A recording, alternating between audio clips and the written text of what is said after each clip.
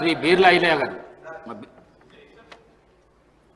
అధ్యక్ష, మా ఆలయ నియోజకం విశాలంగానే జనాభాలో పెద్దది 8 మండలాల అధ్యక్ష. గత 20 సంవత్సరాలుగా రెవెన్యూ డివిజన్ కావాలని చెప్పి చాలా ఉద్యమాలు చేసినాం.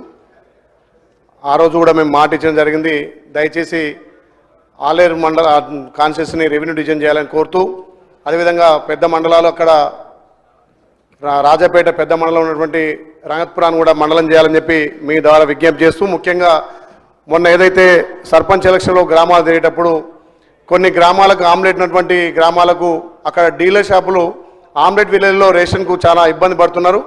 వృద్ధులకు ఆయా గ్రామాలలో ఆమ్లెట్ విలేజ్లో కూడా మనం సబ్ సెంటర్లు పెట్టి డీలర్ ద్వారా రేషన్ ఇస్తే అందరికీ రేషన్ అంత అధ్యక్ష. ఏదైతే మనం సన్న బియ్యం ఇచ్చిన తర్వాత ఆ రేషన్ కూడా వృద్ధులు అందరూ కూడా తీసుకుంటారు కాబట్టి దయచేసి ఆమ్లెట్ విలేజ్లో కూడా రేషన్ షాపులు పెడితే బాగుంటుందని తెలియజేస్తూ, అధ్యక్ష, మా వెనుకబడ్డ ఆలయను అన్ని విధాల మన గౌరవ ముఖ్యం ద్వారా అభివృద్ధిలో ముందుకు తీసుకుపోతున్నాం. దాని ద్వారా ఒక రెవెన్యూ డివిజన్ చేస్తే అక్కడ చిరకాల కోరిక నెరవేరుతుంది కాబట్టి స్వద్వారా మీ ముందుస్తున్న ఆలయను రెవెన్యూ డివిజన్ చేయాలని చెప్పి విజ్ఞప్తి చేస్తున్నా అధ్యక్ష. మినిస్టర్ గారు. అధ్యక్ష, నోట్ చేసుకోవడం జరిగింది. కూనమనేని సాంబశివరావు గారు.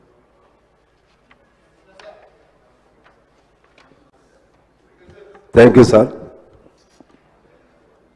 మన రాష్ట్రంలో సింగరేణి ప్రధానమైనటువంటి సంస్థ, బహుశా రాష్ట్రంలో అత్యంత పెద్ద